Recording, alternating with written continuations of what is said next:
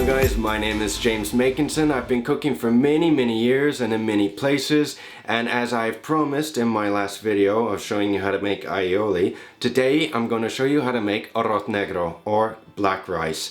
It's a dish that's very common here in Spain. It's extremely exotic because the method behind of making it is actually a little different. We're going to be using either squid or cuttlefish ink to actually turn the rice black. It's a very exotic dish, it's very unique, and it's something that you can see anywhere when you visit Spain, especially when you come to Barcelona. It's also something that you can easily make at home, as long as you can find the ingredients, of course. So before we get going, before I show you this recipe and teach you how to make it, be sure to like the video down below, subscribe to my YouTube channel if you haven't done already, and for more recipes, be sure to check out the rest of my videos on YouTube. So let's get started. What we're going to be doing is I'm going to make a quick fumet or a quick fish stock with the ingredients that I have. I'm missing a few ingredients. One of the things here that they typically add to the fumet is a cabeza de rape, or a head of monkfish, as well as a lot of shrimp heads, shells, and other crustaceans, even crab, that they add to the fumet, which adds a lot of flavor. Now for the sofrito or the marca, today I'm going to be doing something a little differently. I'm going to show you how they make it in the house instead of how we make it professionally. Last time I showed you how we make it professionally by making it separately, and the benefit to this is that we can literally make a marco de sofrito for 100 paellas, so it only takes about 12 to 15 minutes to make a paella instead of making it individually for each one, and each one taking about an hour to an hour and a half to make. So it makes your life, trust me, a lot easier when you're making a paella. But since we're just going to make the home method, today I'm going to show you how we make it at home. And also this recipe is a little different than the typical paella. For the base of the sofrito or the marca, we're going to brunoise some onions, super quick, very small.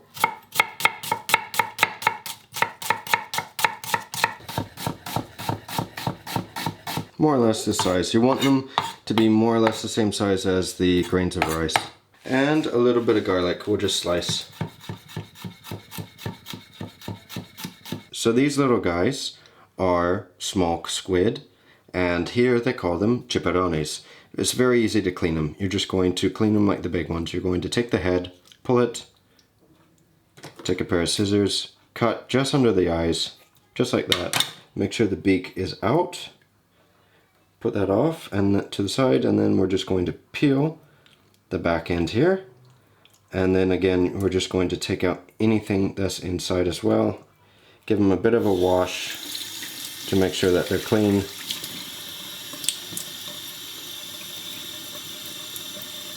And that's pretty much it.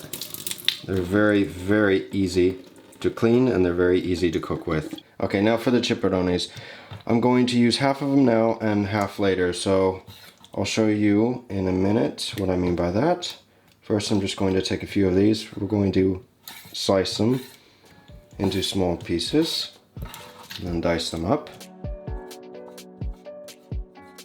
Alright, so a quick overview of all the ingredients. We are using some onions, garlic, and a bit of pureed tomato for the sofrito that we're going to be using.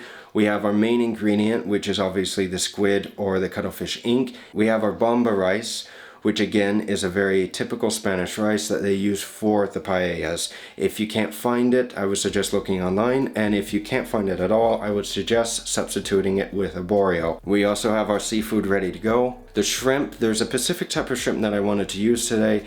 The problem is that it's extremely expensive at 60 per kilo.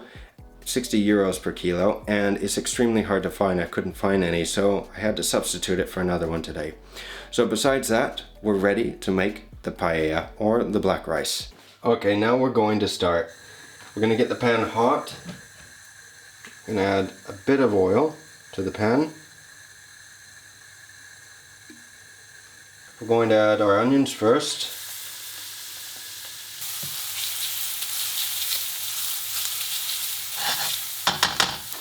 Then we're going to add a calamari.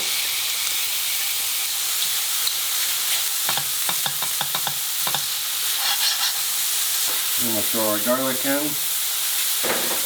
Okay, then we're going to throw our tomato in. I'm going to let this reduce for a little bit. Okay, we're going to add the rice. We're going to fry the rice now. We're going to add a little pimienton, mix it in.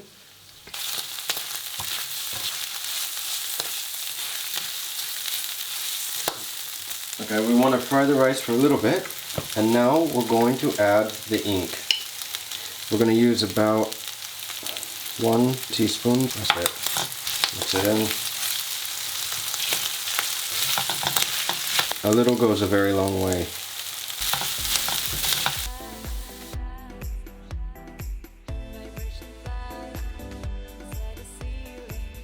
Now we're going to add the fumet. It's about a 3-to-1 ratio. This rice absorbs a lot of water. So if you need to add a little more, don't be afraid to add a little more.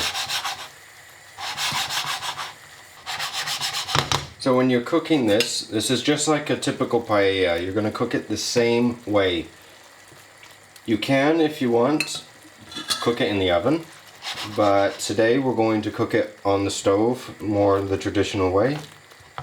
So when you're cooking it on like a gas burner, like I am, you want to move it around as you're cooking it if it's smaller, because the actual burners for the paella pans fit the entire circumference of the pan, so it cooks evenly. And right now this is not going to cook evenly, so you have to move it constantly to different spots.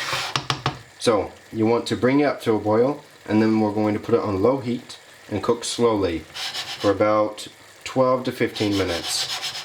And as you can tell, the ink goes a very long way, so it's about 1 teaspoon for every 2 people. About. You can add more if you want, if not, you don't have to add that much.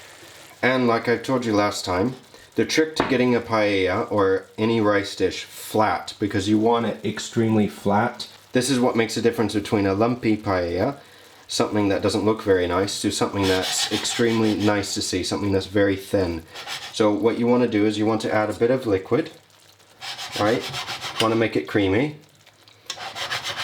And then you're just going to give it some hard shakes, just so the rice lays flat. Okay, now while this is cooking, we're going to saute the calamaris and the shrimp. Just going to get a saute pan hot.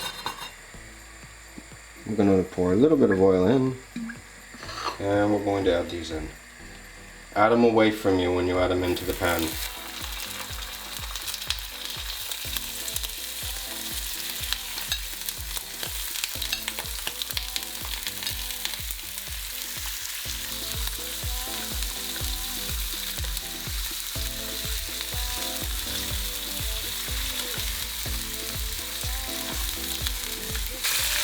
Like 30 seconds more or less on each side, and they're done. For the shrimp, we're going to do the same thing. Put a bit of salt on them. Get the pan hot. And now we're just going to cook them whole.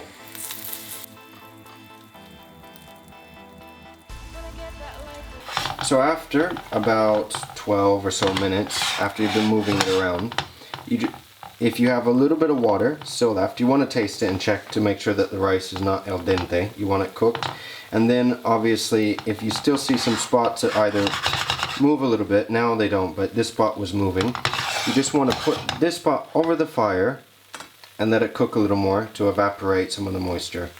It's very important when you're making a paella, especially the traditional way, on the fire or on the stovetop, that you keep an eye on it. It's very important, otherwise you're going to burn it.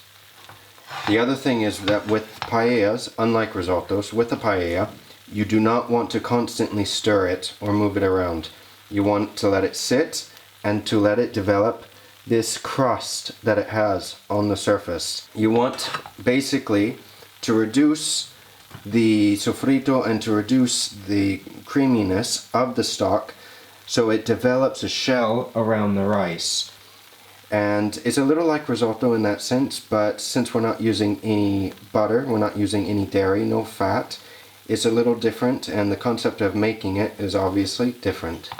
Because with a risotto you have to constantly stir it, and with the paella you just let it sit. Okay, now since we're done, we're going to plate. You remember the aioli that we made last time? Well, you can take, if you want, a Ziploc bag. We're just going to put some in the corner. You're going to cut the tip off. I'm making a makeshift piping bag. Not very nice, but it does the job. I'm going to put a little in the middle, and then we're just going to decorate it.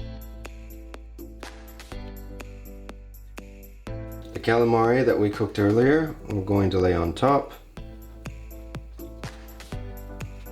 Now to finish it off, we're just going to take a little bit of parsley, sprinkle it on top, just a little, okay, a little more, and now we're done.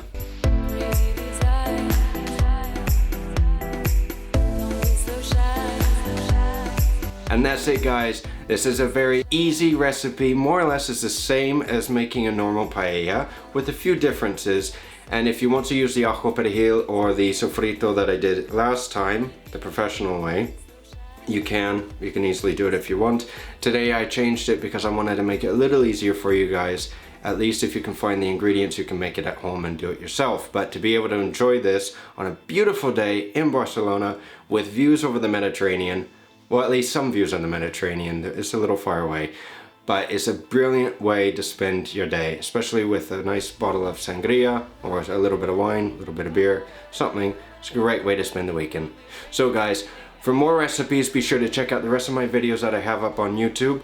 I made a normal paella a few months ago, which I will leave the link as well in the description if you want to check that out. And also how to make aioli, which I made last week, if you want to check that out as well.